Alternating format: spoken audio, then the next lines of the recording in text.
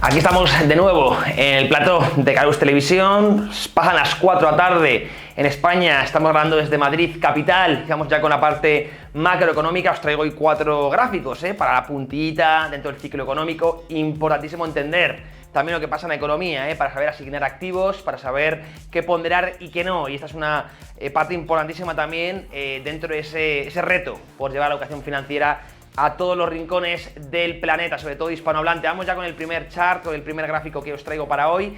Es como siempre, o como suelo hacer últimamente, valorando un poco el BCE. Fijaros cómo estas son las compras que ha tenido el Banco Central en los últimos años de los diferentes países. Pues ahí veis Deutsche, Alemania, Francia, Holanda, Italia, España. Es decir, el Banco Central Europeo ha sido muy uniforme, es decir, ha ido comprando bonos o deuda de los diferentes gobiernos en función de lo que aportan los gobiernos, evidentemente, a la economía y al propio Banco Central. Pues si Alemania aporta más, pues comprarán más porcentaje de bonos alemanes que, por ejemplo, de Holanda o de España, que aportan menos. O sea, cada uno en función del porcentaje que aporte. Es decir, lo que no quería es redistribuir, ¿no? Ser bastante uniforme para ese problema que tiene el Banco Central Europeo, que por ejemplo no tiene la Reserva Federal, de comprar. La Reserva Federal, sabéis que solo compra bonos federales, no compra bonos estatales, compra bonos del gobierno estadounidense.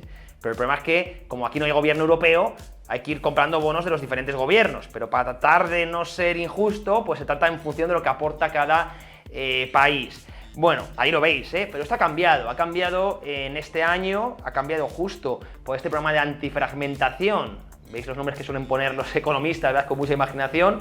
De toda la vida se ha llamado programa de primas de riesgo, básicamente, que es un programa de mercado, ¿no? La prima de riesgo no hace más que reflejar el riesgo de cada país. Es un mecanismo de mercado, un mecanismo de precios natural. Bueno, pues lo que hace el Banco Central Europeo ahora es cambiar esa redistribución. Ya no compra bonos en función de lo que aporta cada país, sino que está, de hecho, vendiendo bonos alemanes, bonos holandeses, está vendiendo bonos austríacos y está comprando bonos españoles, bonos italianos, bonos griegos, bonos portugueses. Desde mi punto de vista es una redistribución bastante injusta e incluso ilegal, porque va contra los estatutos del propio Banco Central, pero así lo ha hecho en el mes de julio. Yo la semana pasada ya os enseñaba un gráfico cómo había sido brutal en términos netos. Está haciendo un QT el Banco Central, es decir, no está aumentando el balance en términos netos, pero claro, si desagregamos los términos netos, vemos cómo, claro, en términos generales está vendiendo muchos bonos alemanes, holandeses, repito, de los países más solventes, pero está comprando de los países menos insolventes. Entonces, está haciendo a la vez un QT y a la vez un QE. Es una cosa un poco rara, un poco surrealista lo que está haciendo en estos momentos, este experimento que está haciendo el Banco Central cuando está aplicando política no convencional expansiva para los países del sur, incluido España, por supuesto, y está haciendo política restrictiva no convencional para los países del norte, los solventes. ¿Qué quiere decir esto? No olvidemos que los bonos que adquiere el Banco Central es el activo del Banco Central y la moneda, el euro, es su pasivo. ¿Y qué está haciendo? Vender los bonos de los países solventes, Alemania, Austria, Holanda, etcétera, etcétera, y comprar los malos bonos. Los bonos de los países con más irresponsabilidad fiscal, Italia, Grecia, España, Portugal. Por lo tanto, está deteriorando de una forma, creo que más que evidente, su balance. ¿Y a qué afecta el deterioro de su balance? Pues a la moneda, al euro. Por lo tanto, ¿qué está haciendo en última instancia? Redistribuir los riesgos soberanos a través de los tenedores de euros. Pero es que tenedores de euros somos los españoles, pero también los alemanes, cuando los alemanes no se merecen el que estén también en su moneda asumiendo los riesgos de la irresponsabilidad fiscal de los gobiernos de España o de Italia. Esto es lo que está haciendo ahora mismo el Banco Central Europeo, es decir, una dinámica creo que insostenible, y yo siempre digo que este programa de antifragmentación lo que realmente es un programa de fragmentación futura, porque evidentemente alemanes, holandeses, austríacos no van a aguantar mucho tiempo asumiendo en su divisa los riesgos soberanos de países que han sido, desde el lado fiscal, irresponsables y que han hecho despilfarro político de una forma agresiva.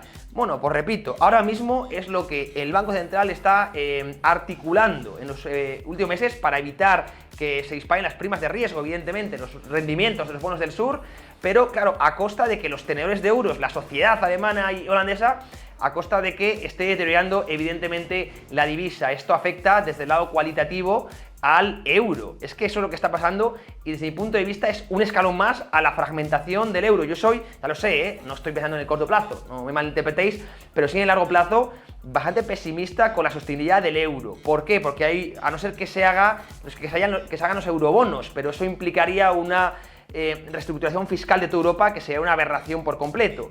Entonces, o sucede eso, es decir, que se convierta en eurobonos como lo que sucede en Estados Unidos, que haya bonos federales, o vamos a ese paso, o lo que implicaría una uniformidad fiscal de Europa, que esto tendría consecuencias muy negativas, evidentemente, para los países del sur, con diferentes modelos de pensiones, por ejemplo, diferentes impuestos, diferentes fiscalidades. O sea, sería una cosa, sería un trabajo, un cambio radical, ¿no?, en la estructura de Europa, hacia un gobierno único, mucho más centralizado. Desde mi punto de vista, una aberración. O vamos a ese paso, o el euro tiene los días contados, los años contados, mejor dicho. Pero esa es la situación que tenemos ahora mismo en Europa. Y además, el programa, insisto, de desestabilización actual es insostenible y no tardarán mucho. De hecho, ya ha habido quejas del Bundesbank, ¿no? No tardarán mucho los alemanes y los países del norte en quejarse. Lo vais a ver seguramente en próximos meses, próximos años. Vamos ya con el segundo chart que tenemos para hoy.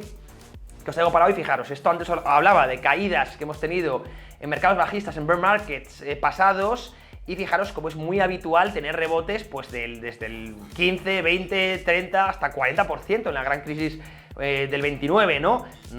Pero sobre todo en este siglo es muy habitual que los mercados bajistas tengamos desde mínimos rebotes, como digo, pues eso, del 15-20%, por lo tanto lo que estamos viendo ahora no es nada anormal, es decir, que es totalmente habitual en mercados bajistas, que es un rebote técnico que es que lo tendríamos que esperar, ¿no? Porque se producen en todos los mercados bajistas, ahí lo dejo, ¿eh? El rebote actual, de hecho, de momento es pequeño en comparación con la media, ahí lo dejaba, con el average de los rebotes que solemos tener en los otros mercados bajistas. Por lo tanto, cuidado y no nos creamos que este rebote denota mucha más fortaleza de lo habitual, para nada, es muy habitual en bear markets. Ahí tenéis, pues ahí lo dejo en la imagen que tenéis detrás de mí, el average de los rebotes medios, que están por encima de lo que llevamos hasta ahora, así que mucho cuidado con malinterpretar también fortaleza. Es verdad que hay muchas generaciones de inversores que no han vivido mercados bajistas, por lo tanto, y quizá no sepan esta dinámica normal en los bear markets, pero para eso estamos aquí en Caus Televisión, para contarlo. Vamos ya con el siguiente gráfico, el tercero de la tarde, que os traigo en este repaso que hacemos macroeconómico. Fijaros, hablaba de esa inflación en China, cómo ha caído de una forma bastante el IPP, la inflación empresarial, coste de los inputs para los empresarios, en línea negra, y fijaos la correlación tan clara que tenemos, amigos, con el IPP en Estados Unidos. Es decir, tenemos argumentos, creo que de peso, y esto hay que decirlo también, para pensar que en Estados Unidos hemos hecho pico en la inflación. Vale, sí, eso ya lo hemos repetido. ¿Que esto quiera decir que la inflación va a llegar a unos niveles aceptables próximamente? Nada, esto sí que no tiene nada que ver. Y yo repito lo de siempre, tenemos un tramo fácil, tanto en el IPP como en el IPC sobre todo, que es el que más importa quizá, el más llamativo, el que hablan los medios generalistas, para bajar del 9,1 que marcó en junio, pues al 6%, ahí creo que enfriando la economía, como está haciendo la Reserva Federal, encareciendo el crédito, va a ser fácil, veremos niveles de porcentaje en 2023 del 6%, del 5,5%, pero del 6 al 2%, que es el objetivo final que tiene la Reserva Federal, ahí sí que veo un tramo complicadísimo y veremos si es suficiente llegar al 6% para que la Fed inicie políticas expansivas. Desde mi punto de vista no habría argumentos, ni mucho menos, para ver bajadas de tipos de interés o para ver de nuevo quantitative easing con unas inflaciones cerca del 5 o 6%. Es que sería una aberración totalmente monetaria y no respondería a los estatutos de la entidad. Por lo tanto, mucho cuidado, porque aún queda muchísima inflación. De hecho, si seguimos con los datos de hoy, que hemos conocido hoy, que ha bajado al 8,5 el IPC general, y en intermensual ha quedado al 0, seguiríamos en los entornos del 8% a final de año, ¿eh? Son niveles totalmente desproporcionados, amigos, que estamos acostumbrados a aberraciones del 10-11%, incluso en Europa de más, pero es que niveles del 8% son una auténtica barbaridad, no vistos en los últimos 40 años. Por lo tanto, precaución y no lancemos campanas al vuelo. Como siempre digo, vamos ya con el último gráfico, un poco en relación de lo que estamos comentando del IPC, y es verdad que el motivo, la reacción del mercado hoy es muy normal, sobre todo, no tanto por el dato, porque por primera vez en mucho tiempo hemos batido las expectativas, ha sido un dato menor de las expectativas. Fijaos como en los últimos meses ahí marco, tanto junio, julio, mayo, abril, marzo, siempre la inflación superaba las expectativas de mercado, que esto es lo importante, esto es realmente lo que impacta en los activos. No el dato en sí, siempre son las expectativas, ¿no? Y por fin, después de mucho tiempo, hemos tenido un dato mejor, un dato más favorable de lo que el mercado, de lo que la comunidad de inversores esperaba. Y por eso la reacción ha sido tan positiva en activos de riesgo y caídas tan fuertes en dólar. No porque el dato sea bueno, porque el dato sea malo, sino porque ha mejorado, después de mucho tiempo, las expectativas del mercado. Eso es lo que mueve el precio, realmente las expectativas. Ahí está el quid de la cuestión y creo que es importante también entender por qué los movimientos de mercado, ¿no? Mucha gente valora el dato pero sin saber que lo que realmente mueve el precio es porque ha salido mejor de lo esperado, ¿no? Entonces siempre hay que valorar, siempre hay que compararlo con lo que espera el mercado. Y lo dejábamos 8,7 lo que esperaba el mercado, 8,5 es lo que hemos tenido y de ahí el impacto tan fuerte en los diferentes activos. Con esto cerramos la parte macroeconómica.